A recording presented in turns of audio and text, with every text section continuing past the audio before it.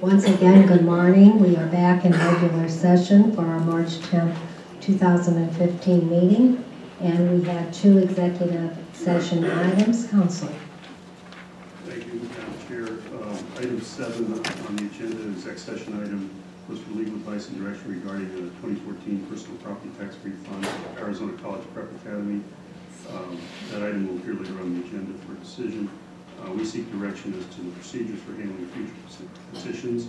We ask for a decision whether to proceed as discussed in executive session. What's the pleasure of the board? Madam Chair, I'll move approval. Proceed as directed in executive session as recommended by the county attorney. Is there a second? Second. Motion and a second. Any objections? Hearing none, motion carries. Moving on to item 8. Councilor. Item 8 is for legal advice and direction regarding the offer judgment received in the Lewis Taylor matter. We seek a decision as to whether to proceed as discussed in executive session. What's the pleasure of the board? Madam Chair, Supervisor Carroll. I move that we proceed as discussed in executive session recommended by the county attorney in this matter. Is there a second? Second. Motion and a second. Any objections? One objection. Any further objections? Hearing none, motion carries 4-1 with Supervisor Elias voting in opposition. Moving on to Board of Supervisors sitting as other boards, Flood Control District Board, a contract with Pasomas, Amendment number 1. What's the pleasure of the board? Supervisor Carroll. Madam Chair, under Flood Control District Board, item 9, contract, I vote I move the SOMAS Amendment number 1, 2004 bond fund, contract amount $241,852. Thank you. And is there a second? I'll second. Motion and a second. Any objections? Motion carries. Moving on to item 11, I put this request for reconsideration on. Item 10. I forgot. We can skip the consent calendar this time around. Let's move to item 10, consent calendar. Is anyone in the audience who wishes to address us on any item on the consent calendar? Bill, okay. State your name for the record. I'm Phil Brand of the Pima County Public Fiduciary, and I've asked to speak with you briefly on item 15. Even though it's on a consent calendar, it's always dangerous to come here when you're going to consent to it and give me a chance to talk. No, that's not, okay. We're on a consent calendar. Isn't 15 on a consent? That's not consent. I'm That's sorry. regular agenda, Phil. I'll come back. Okay, thank you. Is there anyone who wants to address us on any item on the consent calendar? If not, what's the pleasure of the board? Madam Chair, Supervisor I Miller. call to divide the question and vote, have separate discussion and vote for items number 1 and 10. 1 and 10. Okay, United Way and Gerald James Martin, number 4. Okay, what's the pleasure of the board on the, well, we didn't have a motion, so let's proceed with item 1. Madam Chair, on consent calendar under item 1, we're paying United Way of Tucson we're paying them $66,000 per year to solicit donations from our employees. Is that correct? Mr. Huckleberry, Mr. Yes, Madam Chair and Supervisor Miller, the amount is to run the campaign, provide the payroll deductions, collect the money, and distribute it to the agency. So it's the administrative process associated with our annual campaign. Okay. With that information, I'm going to move to deny consent calendar item number 1. Is there a second? Motion fails for lack of a second. What's Madam pleasure? Chair. Supervisor I'll Lewis. move item 1. Motion and a second to approve item 1. Are there objections? Supervisor Miller, I think you object. I do object, yes. I'm sorry. Are there any further objections? Hearing none, motion carries 4-1 with Supervisor Miller objecting. Moving on to item 10, Supervisor Miller. Madam Chair, I just had some questions on this one. The original contract amount was for 3 years for $50,000, and then we had a prior amendment in 2013 and 14 for $25,000. This amendment is for $81,000. My question is, why is it so much higher than the prior years? Mr. Huckleberry, Mr. Wintegris, can somebody respond? Yes, Madam Chair, the SCADA system is really operated by our wastewater utility. Let them answer the question.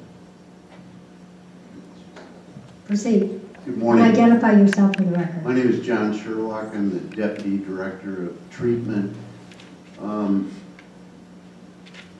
The electronic system for the process monitoring, specifically at the Tres Rios facility, but it also is at the other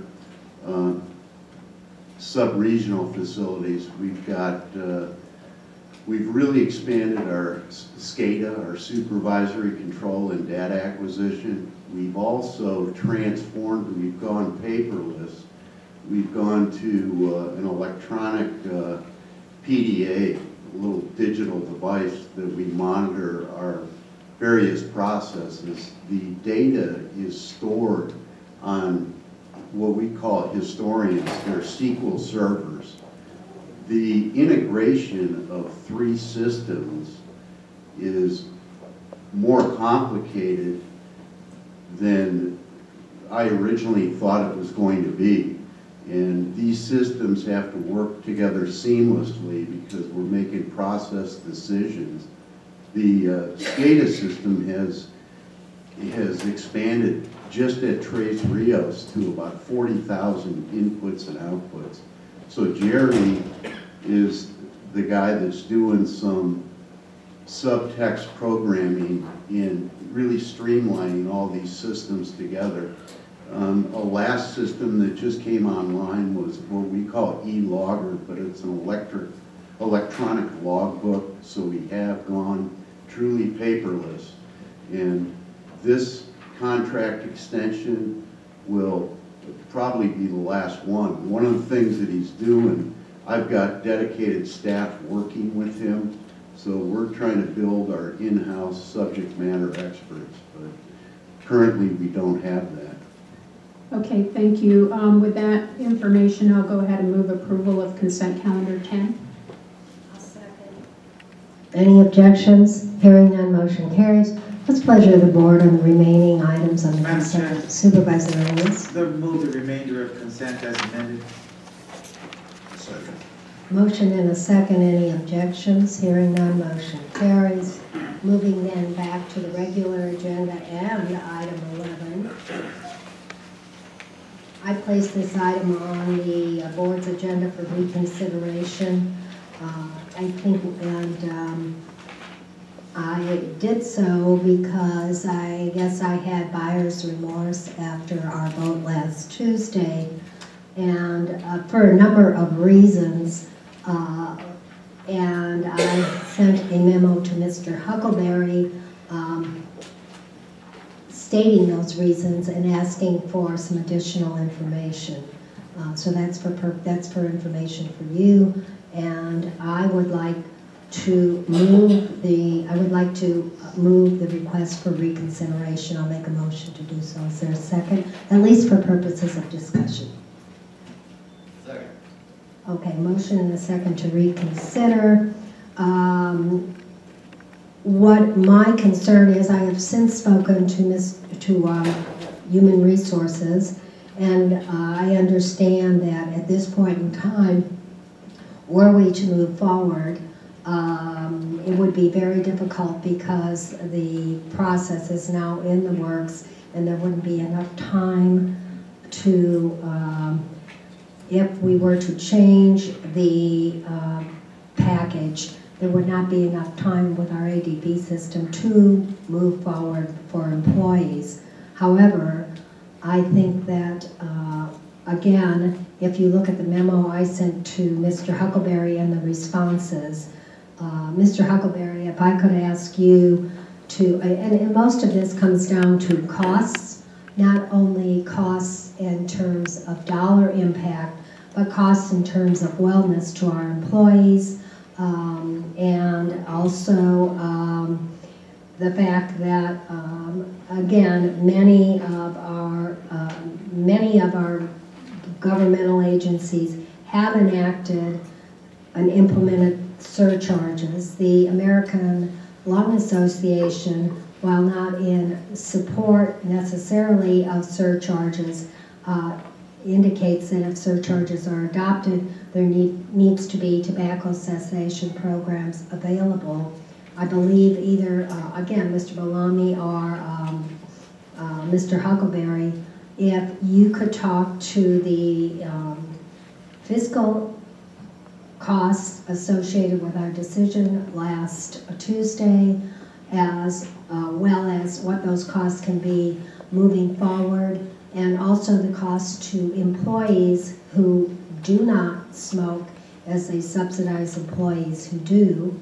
And part of my concern, again, is that we are, as we move forward with this new package, that not all, and we heard from SEIU, and I think Supervisor Valadez asked that question directly, that our employees were not getting all the information they needed to make informed decisions related to the benefits package.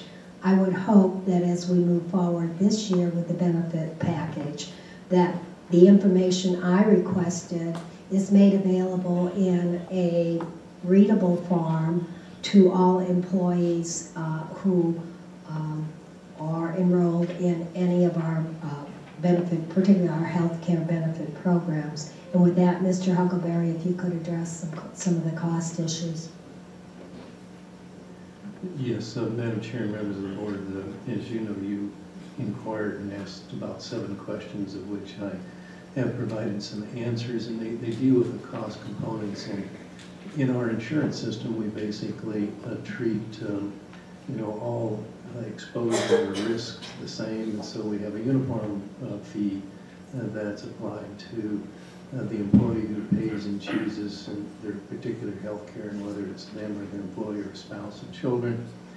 And that we do have about 90% on average. It varies depending on each plan.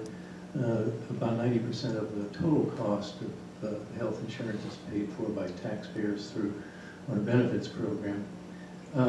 If you begin to look at the annual cost, it's probably estimated to be in the range of $4 to $9 million, and that's a big range because it's looking at what health experiences might be in any given calendar year or plan year. If you take the low end and then inflate it by what we probably anticipate to have increase year after year with regard to medical insurance. If you recall previously, when we were insured by an insurance company, our rate increases were varying from 10 to 15% pretty uniformly, and usually toward the upper end of the 15%. Today we know that Under our self-insurance plan, it's probably in the neighborhood of 6 to 7%. If you then understand that 1,600 or plus employees smoke and then the balance don't, that's a 30% to 70% ratio. You factor all those things back and forth, it's probably, if you were to identify and put in one risk pool smokers versus all the rest of the employees in a non-smoker risk pool, you would probably see a 9% increase in the smoker risk pool and 3 to 4% in the non-smoker. So it just gives you the order of magnitude. I provided, the aggregate cost that you requested in 5 and 10 years. And I think one of the things that the surcharge was designed to do is to try and entice some of the employees that we have to actually quit smoking. And we need to continue to do that, and we have, and we provided the 4 or 5 plans that we have, and we would, we will be better off if we can get just a small percentage of those employees to quit smoking over time. I think the last item, one of the things that you requested is, how much it costs, and again, it depends on what plan, but probably on average, subsidy is about $700. But that's just, assuming all of these assumptions back and forth. But I think it's a fair assessment that's conceptually sound and within reason. We do have some major employers that are beginning to apply surcharges. They're smaller than what we have proposed. And Maricopa is $20 a month as opposed to at least the original proposal that we had was $30 a pay period. So those are kind of the responses that we provided. I think the last question that you asked is what would it cost if we provided smoking cessation on county time, which is really the original debate about and how to clarify what we actually did. And that ranges from as little as $660,000 if they take the shortest plan, cessation plan, to as much as almost $2 million spent on county time, which simply means the taxpayers are paying for those smoking cessation plans if they occur on county time. And that was the reason that I took the assumption that it wouldn't be on county time, that we wouldn't have to comply with the Fair Labor Standards Act and pay employees if we actually require them to take those plans as a condition of their employment. And then Mr. Bellamy, excuse me, it's SEIU, what efforts are they making at this point to encourage those employees who smoke to get involved in a cessation program? Madam Chair, we've had limited conversations with them concerning what they're actually going to do to encourage employees to take the cessation program or stop smoking and become healthier.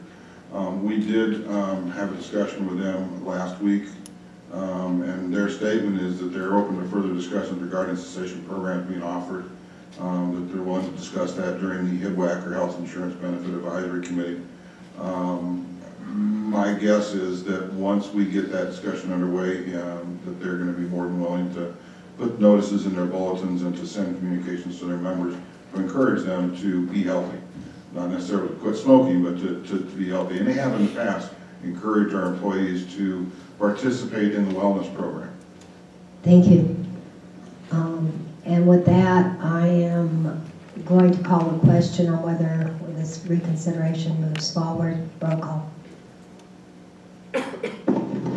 Supervisor Carroll. No.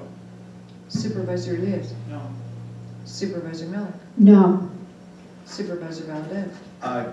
Chair Brunson. Aye. Motion fails 3-2. I would ask if we could, as we proceed with the open enrollment period, if we could get Human Resources to prepare a fact sheet based on the questions I brought forward, particularly making sure employees who smoke are aware of the cessation programs and their availability. And again, I caution moving forward, given the 10 to $14 million of additional cost shifts from the state to the county this year. And given the rising cost of health care, I would hope that employees who smoke take advantage of the cessation program, because costs are only going to go up, they're not going to decrease over time.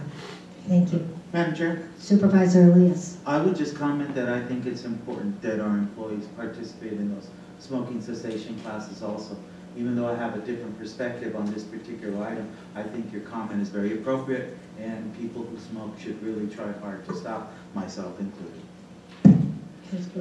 Madam Chair, just one comment. Madam Chair, also I'd comment that Lucinda's here now, so we Okay. can go ahead and move forward with that proclamation for women in government. Great, thank you. If you'd like to at this particular juncture. Okay, fine. Well, I'll let you respond. Just one comment on as far as the public information or information provided to employees.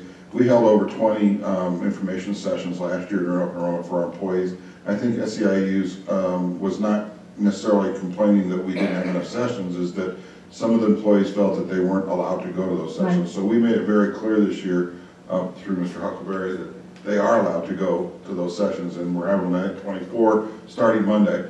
And we do provide in those sessions extensive information on PPO versus HDHP, the cessation programs, as well as our wellness coordinator inundates people with emails at least once a week on all the different programs that are going on. So we will continue to do that and make sure they have the information. Yeah, and again, I'd like to see the information based, the cost to the taxpayer, the cost to the employees who don't smoke, and the availability of the cessation programs. I'd like to see all of that made available to every employee in the county so they can make an informed decision. Thank you. And with that, let's move back, because we do have Lucinda here. We'll move back to women in government. And if, again, Supervisor Elias, given my voice, I think you'd be the better presenter. Your voice is certainly less froggy than mine.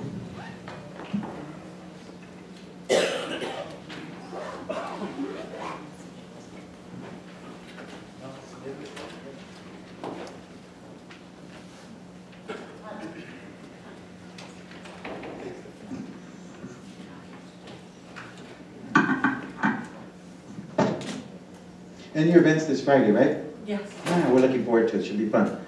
Wait, it's Friday the 13th.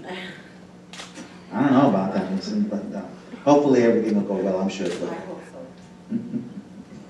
Whereas all citizens are called upon to observe Women in Government Day with appropriate programs, ceremonies, and activities that honor the accomplishments and contributions of American women who contribute to our governments. And whereas countless women have contributed to the history of Pima County government and the government of the city of Tucson. And whereas this month enables us to honor the contributions of many women who have demonstrated superb leadership and service to and on behalf of Pima County and the city of Tucson. Whereas Pima County and the city of Tucson have joined in partnership with the Pima County Tucson Women's Commission to celebrate the contributions of women in local government service. Now therefore be it resolved that the Pima County Board of Supervisors hereby proclaims Friday, March 13, 2015 to be Women in Government Day, and urges all citizens of Pima County to recognize and remember those women who have assisted and shaped local government. Passed and adopted this 10th day of March 2015. Congratulations, and hope everything goes well. Would you like to make a comment? I'd just like to express appreciation for your recognition of this important day, and that we have an opportunity to honor the hardworking women of our government, city, and county. Okay. Mention where the event, when the event is, and where it is on Friday. Our event to honor these women is going to be held here at the Tucson Community Center at 11 o'clock to 1 o'clock on Friday the 13th. And you can check our website for additional details. Thank you. They want to do a photo.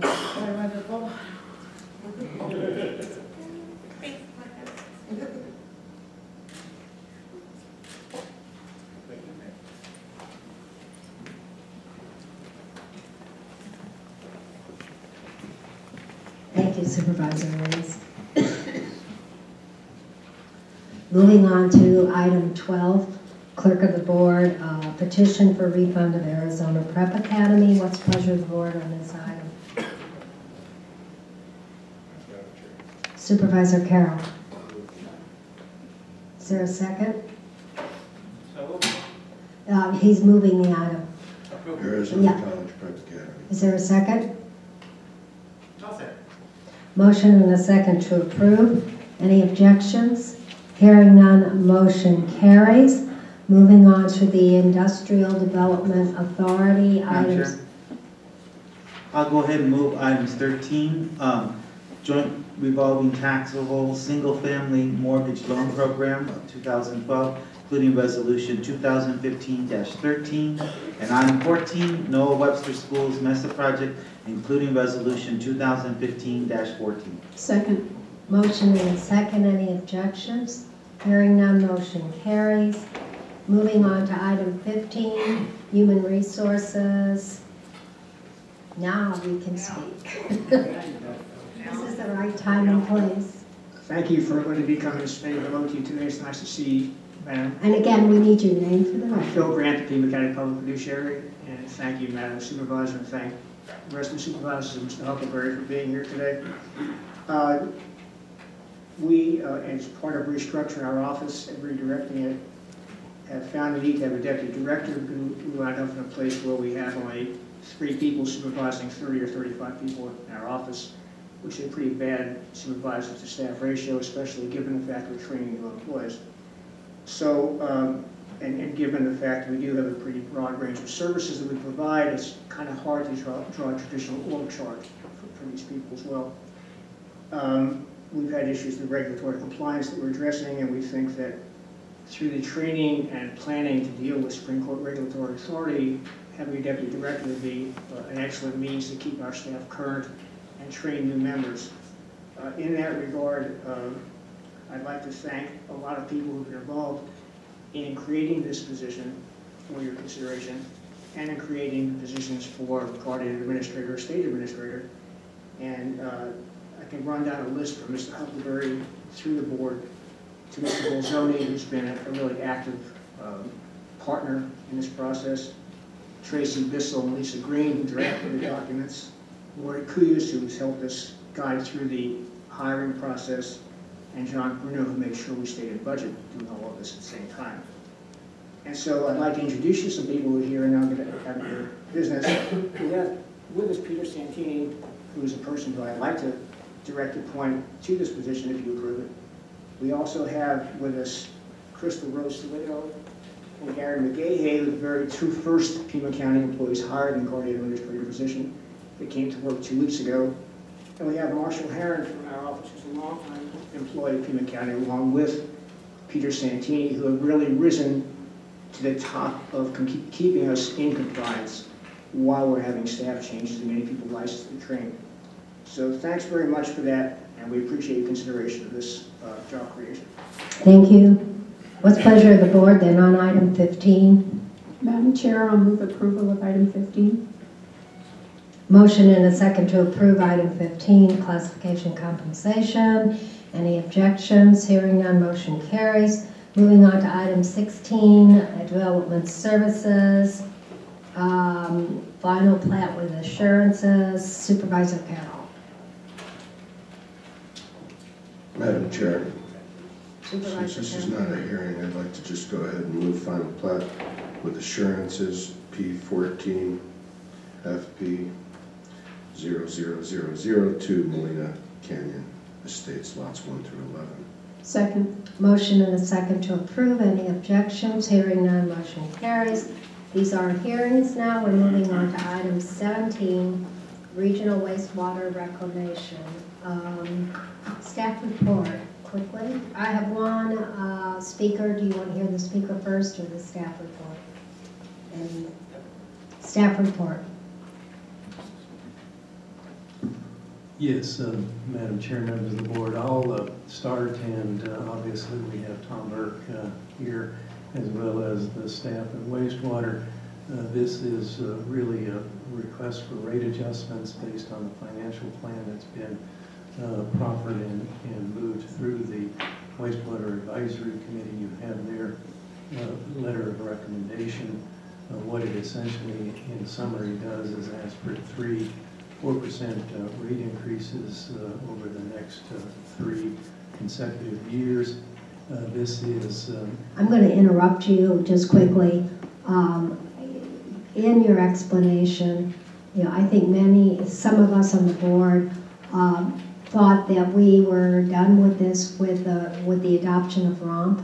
And so if you could, as you proceed with the explanation, tell us why, how, if it is correct, this is different than ROMP. Yes, Madam Chair. This is really the tail end of ROMP, and as you know, ROMP had 10% consecutive rate increases over the last few years. And these rate increases are more in line with the typical increased operating cost associated with operating utility, as well as continuing the capital program to replace and to modify many of the interceptor sewers. When you look at ROMP, we have concluded that very large capital expenditure of nearly $600 million plus, and we're now in the process of repaying that debt over a limited period of time, and therefore that's typically a fairly large component of the past increases. If you then look at what we've done with regard to flow volumes and the rates and revenues that are due to utility, what we're looking at is now trying to maintain the operating and maintenance expenses and try and hold them to a 4% increase. Sometimes these costs are beyond the control of the utility, particularly electric costs and other things that they're incurring. One of the things that I think, if you looked at the financial plan and went through the charts and graphs, you notice that over just the past few years, there's been about an 8% decrease in flow volumes. And 8% decrease in flow volumes is attributable to new construction being significantly more conservation flow related as opposed to past construction. In addition, the fact that residential growth is only about 1 to 1.5% of the base, and you look at an 8% reduction in flow volume and assume that 70% of our revenue comes from the volumetric charge. So you can see that there's probably been simply, in this particular case, since the last time we had a rate increase, and we did not have a rate increase the previous year, so now it's the second year. And that represents 4% alone in revenues, absent any increase in cost.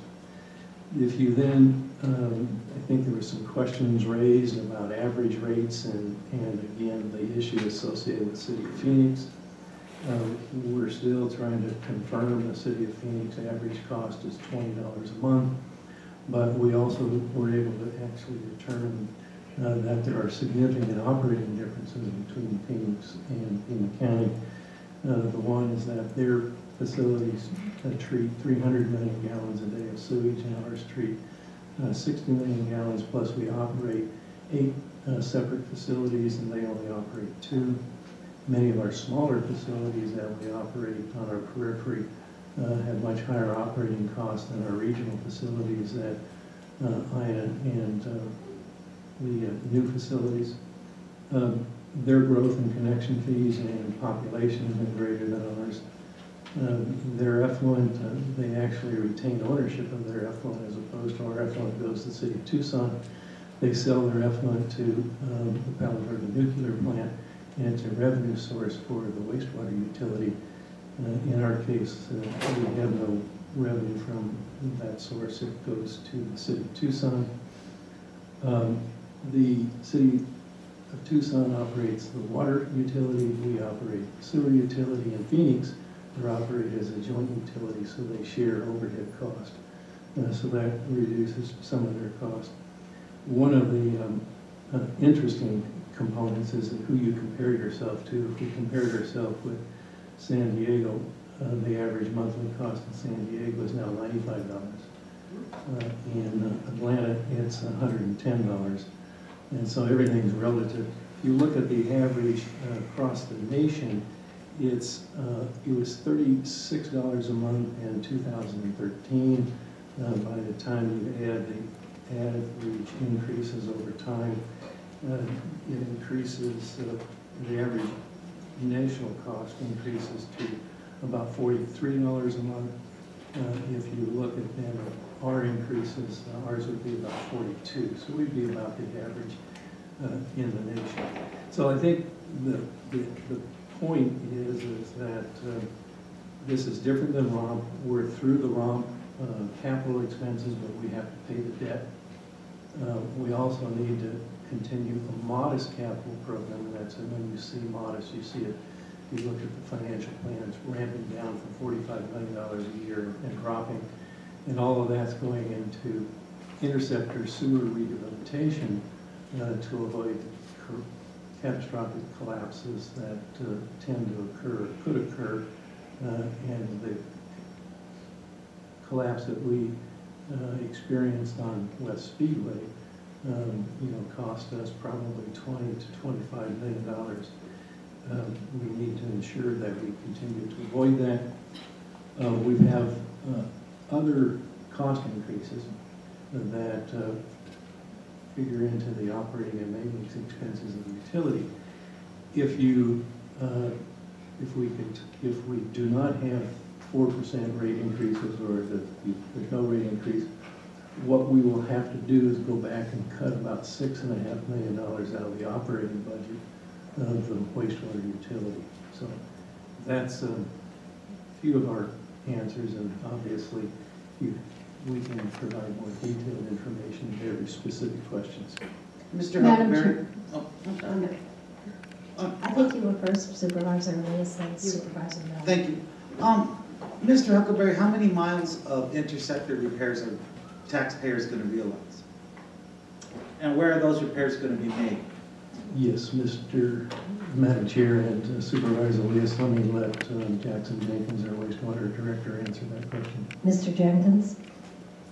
Madam Chair and Supervisor Elias, we have 3,500 miles of conveyance pipeline infrastructure, and about 10% of that is our main interceptors. So about 350 miles of interceptors. The two biggest projects we're undertaking this fiscal year is the North and South Rito interceptor repairs. Collectively, they're about 15 miles of repairs, and they're going to cost about $35 million for that rehabilitation. So that gives you an order of magnitude, but obviously we have our infrastructures in various stages of age and degradation. How old are those lines, Mr. John, can you help me with that one? How old are those? And identify yourself for the record, please. Excuse me, John Warner, Deputy Director for Wastewater Conveyance Division. You need to speak up just a little bit. Sorry. The age of most of our interceptors are going to go back from the late 50s into this, spattered out throughout the 60s. No, the ones that we're going to repair, I'm interested in. Okay, the ones that we're repairing right now, the North Rito, South Rito systems are 60s vintage, around the 65 vintage era. So we have other interceptors that are older? Yes, we have, they're scattered throughout our system serving the community. These are a couple of the oldest ones. The oldest system we have is down in town, and it's the 30-inch interceptors that run along the old railroad track on the east side of I-10. So they're in District 5? North. Excuse me? They're in District 5. Okay. The oldest lines that you're not repairing? No, those were addressed years ago. We have a new system, portions of it that's been put in a couple of years ago, the Santa Cruz interceptor system. I understand that. It's I understand that. But we have another interceptor line that's older, right? Yes. That's still in use? Yes. Okay, good enough. It seems to me that at the same time all of this has been going on, and we've been getting these rosy financial stories from wastewater, your overhead has gone up a lot. $3.5 million in the last 3 years. What's that all about, Mr. Jenkins? Are you talking, Supervisor Elias, is that county overhead or? Yes, sir. If I could, I'll defer to Mr. Burke on the county overhead. Okay, that's fine. Mr. Burke? Madam Chair, Supervisor Elias, the overhead component went up significantly because prior to last year, the staff time for financial support and IT support and HR support were placed into the personnel services units of the budget. Starting last year, we moved those into the county overhead and charged the department through an overhead to show that the compensation being paid by the department to those people that report directly to the director are reported just as compensation. So you should see a drop in overall compensation. It's just a shift from one area to the other, and it causes Yeah, you're just shifting money around. It's not really increased costs, right? Overall, but it is significant because the wastewater division is a enterprise fund. And they have to pay for their own way as they go along. So we dump some costs over there, and now we have to, you know, deal with these increases as well as other reasons. I recognize that. But other professional costs gone up 7.6 million over the last 3 years?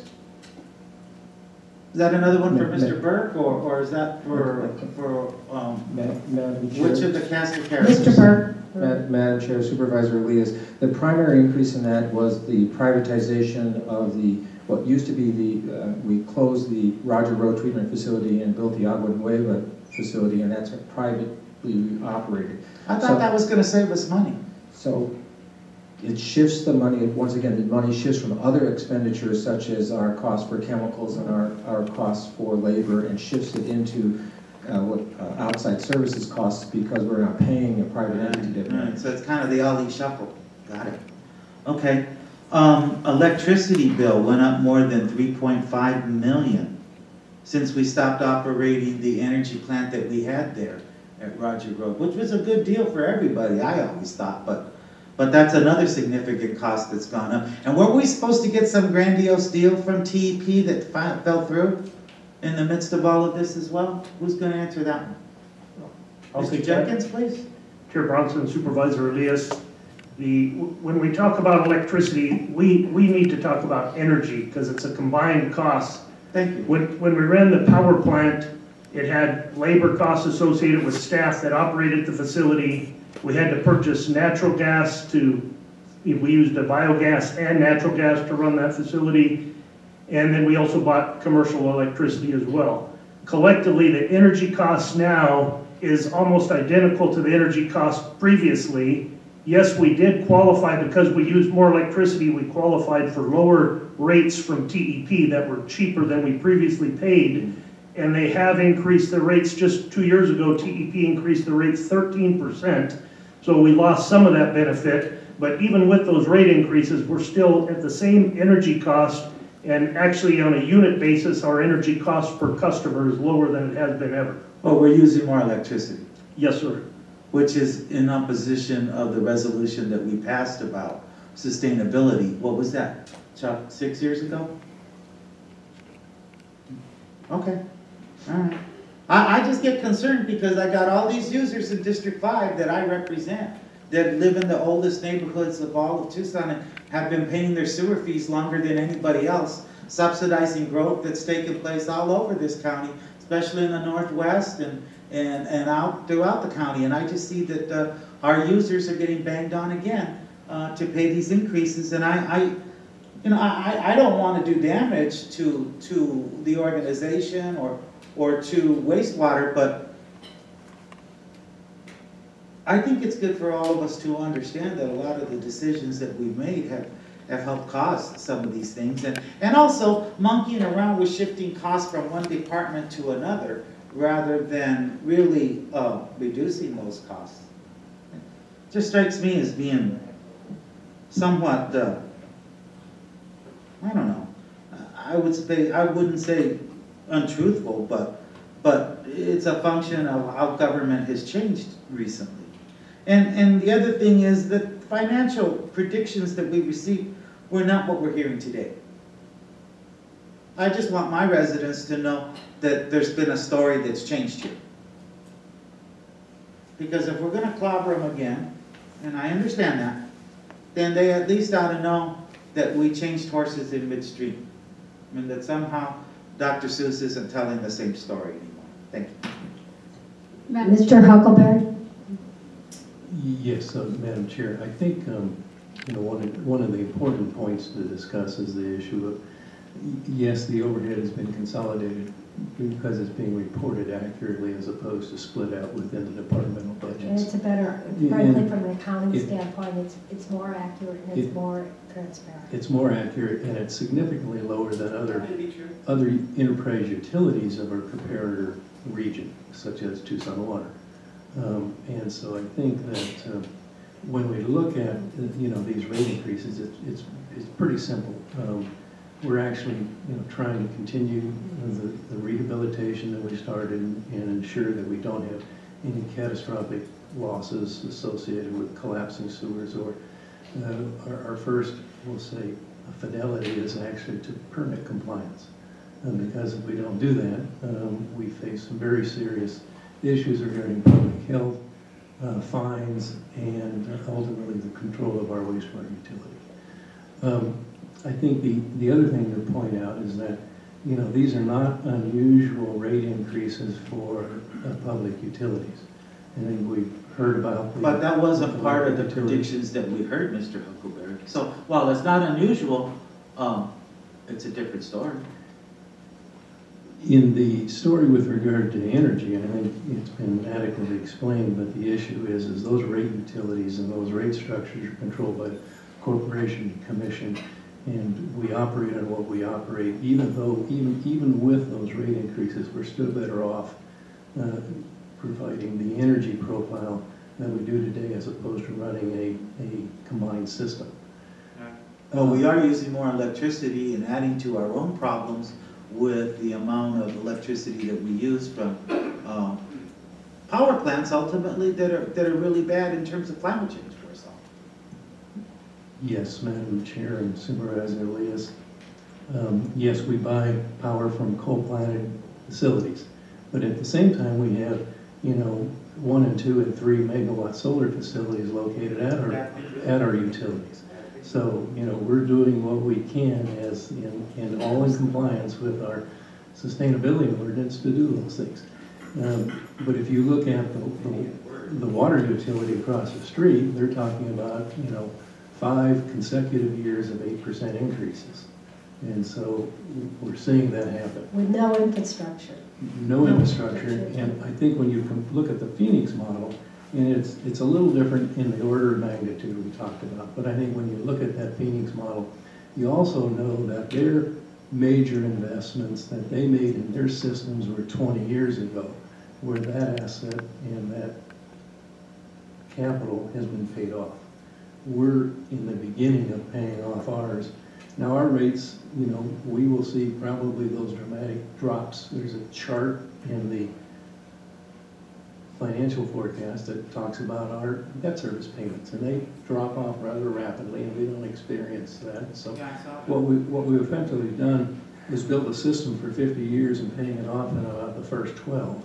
And so our ratepayers will see the same kind of benefits that probably Phoenix folks are seeing, but all this infrastructure investment goes in cycles. We know that probably Phoenix is going to have to reinvest, and so ultimately, we're at the beginning of our reinvestment, whereas they're toward the end of it.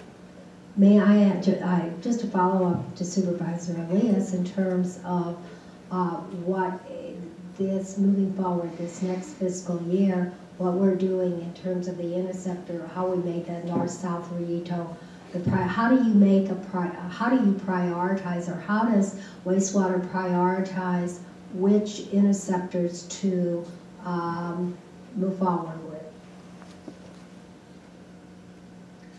with? Chair Bronson, we have a very formalized system on review of our conveyance infrastructure. We have a regular program of closed circuit television, CCTV, where we inspect all of our sewer lines on a 10-year continual cycle. And based on a NASCO, a formal process. What's NASCO? John, help me on the acronym there. I love acronyms, but I'd like to know what they mean.